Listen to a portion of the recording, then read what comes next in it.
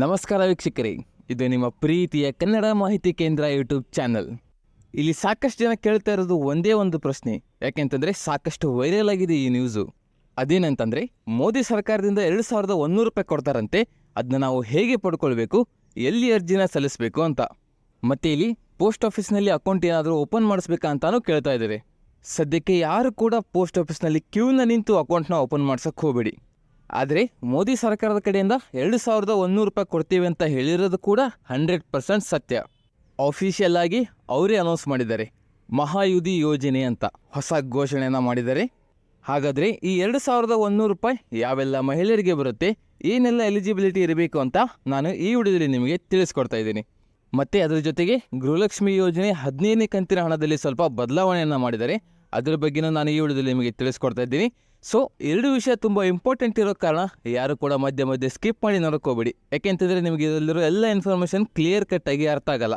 ನೀವು ವಿಡಿಯೋನ ಪೂರ್ತಿಯಾಗಿ ಕೊನೆ ತನಕ ನೋಡಿದರೆ ಇದರಲ್ಲಿರೋ ಎಲ್ಲ ಇನ್ಫಾರ್ಮೇಷನ್ ನಿಮಗೆ ಕ್ಲಿಯರ್ ಕಟ್ಟಾಗಿ ಅರ್ಥ ಆಗುತ್ತೆ. ಓಕೆನಾ? ಸೊ ಬನ್ನಿ ವೀಕ್ಷಕರೇ, ಈ ವಿಡಿಯೋನ ಸ್ಟಾರ್ಟ್ ಮಾಡೋಣ. ವಿಡಿಯೋನ ಸ್ಟಾರ್ಟ್ ಮಾಡೋಕ್ಕಿಂತ ಮುಂಚೆ ನೀವಿಂದು ನಮ್ಮ ಚಾನಲ್ನ ಸಬ್ಸ್ಕ್ರೈಬ್ ಮಾಡಿಲ್ಲ ಅಂದರೆ ದಯವಿಟ್ಟು ಈ ಕೂಡ ಸಬ್ಸ್ಕ್ರೈಬ್ ಮಾಡಿ. ಕೆಳಗಡೆ ಕಾಣ್ತಾ ಸಬ್ಸ್ಕ್ರೈಬ್ ಬಟನ್ ಮೇಲೆ ಕ್ಲಿಕ್ ಮಾಡಿ. ಹಾಗೆ ಪ್ರತಿಯೊಬ್ಬರು ಕೂಡ ಈ ಒಂದು ವಿಡಿಯೋಗೆ ಲೈಕ್ನ ಕೊಡಿ. ಇಲ್ಲಿ ಮೊದಲು ನಾವು ಗೃಹಲಕ್ಷ್ಮಿ ಯೋಜನೆ ಬಗ್ಗೆ ಮಾತನಾಡೋಣ. ಅದಾದ ನಂತರ ಮೋದಿ ಸರ್ಕಾರದ ಕಡೆಯಿಂದ 2100 ರೂಪಾಯಿ ಕೊಡ್ತಾ ಇದ್ದಾರಲ್ಲ, ಅದ್ರ ಬಗ್ಗೆನೂ ಮಾತಾಡೋಣ.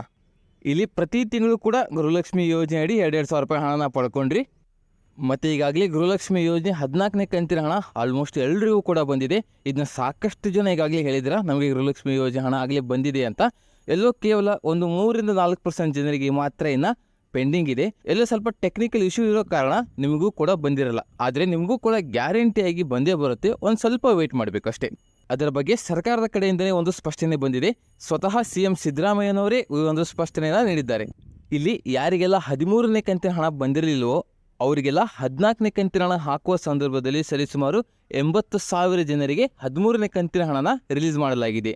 ಈಗ 14ನೇ ಕಂತು ಕೂಡ ಅವರಿಗೆ ಪೆಂಡಿಂಗ್ ಆಗಿರೋ ಕಾರಣ ಮುಂಬರುವ 15ನೇ ಕಂತು ಬಿಡುಗಡೆ ಮಾಡುವ ಸಂದರ್ಭದಲ್ಲಿ ಅವರಿಗೆ 14ನೇ ಕಂತಿನ ಹಣವನ್ನು ಸೇರಿಸಿ 15ನೇ ಕಂತಿನ ಹಣವನ್ನು ಕೊಡ್ತೀವಿ ಅಂತ, ಅಂದರೆ ರಿಲೀಸ್ ಮಾಡ್ತೀವಿ ಅಂತ ಸ್ವತಃ CM ಸಿದ್ದರಾಮಯ್ಯನವರೇ ಹೇಳಿದ್ದಾರೆ. ಅಂದರೆ ಇಲ್ಲಿ ನಾನು ವಿಡಿಯೋ ಮೊದಲೇ ಹೇಳಿದ ಹಾಗೆ ಗೃಹಲಕ್ಷ್ಮಿ ಯೋಜನೆ 15ನೇ ಕಂತಿನ ಹಣ ಹಾಕುವಾಗ ಸ್ವಲ್ಪ ಚೇಂಜಸ್ ಆಗುತ್ತೆ ಅಂತ ಹೇಳಿದ್ದೆ. ಅದೇನಂತ ನೀವು ಕೇಳ್ಬೋದು. ಅದೇನಂತಂದರೆ ಈಗ ಯಾರಿಗೆಲ್ಲ ಗೃಹಲಕ್ಷ್ಮಿ ಯೋಜನೆ 14ನೇ ಕಂತಿನ ಹಣ ಬಂದಿದೆಯೋ ಅವರಿಗೆ ಡೈರೆಕ್ಟಾಗಿ ಗೃಹಲಕ್ಷ್ಮಿ ಯೋಜನೆ 15ನೇ ಕಂತಿನ ಹಣ ಬರುತ್ತೆ, ಅವರಿಗೆ ಏನೂ ಚೇಂಜಸ್ ಆಗಲ್ಲ.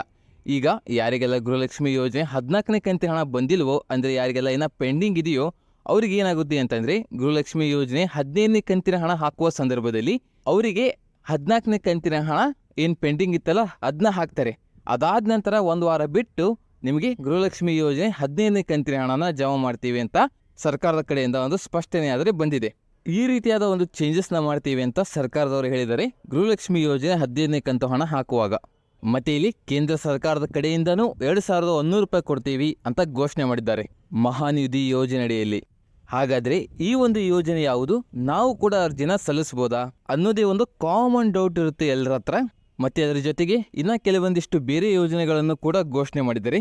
ಅವೇನು ಅಂತ ನೋಡೋದಾದರೆ ಮಹಿಳಾ ಪೊಲೀಸ್ಗಳನ್ನು ಅಪಾಯಿಂಟ್ ಮಾಡ್ಕೊತೀವಿ, ಮತ್ತು ಹೆಚ್ಚು ಉದ್ಯೋಗನ ಸೃಷ್ಟಿ ಮಾಡ್ತೀವಿ ಅಂತ BJP ಸರ್ಕಾರದವರು ಘೋಷಣೆ ಮಾಡಿದರೆ, ಈ ಕಡೆ ಕಾಂಗ್ರೆಸ್ನವರು ಏನು ಹೇಳಿದ್ದಾರೆ ಅಂತಂದರೆ ನಾವು ಪ್ರತಿಯೊಬ್ಬ ಮಹಿಳೆಯರಿಗೂ ಕೂಡ 3,000 ರೂಪಾಯಿ ಹಣವನ್ನು ನೀಡ್ತೀವಿ, ಹಾಗೆ ಪ್ರಯಾಣಕ್ಕಾಗಿ ಬಸ್ನ ಉಚಿತ ಮಾಡ್ತೀವಿ ಅಂತ ಘೋಷಣೆಗಳನ್ನು ಅನೌನ್ಸ್ ಮಾಡಿದ್ದಾರೆ.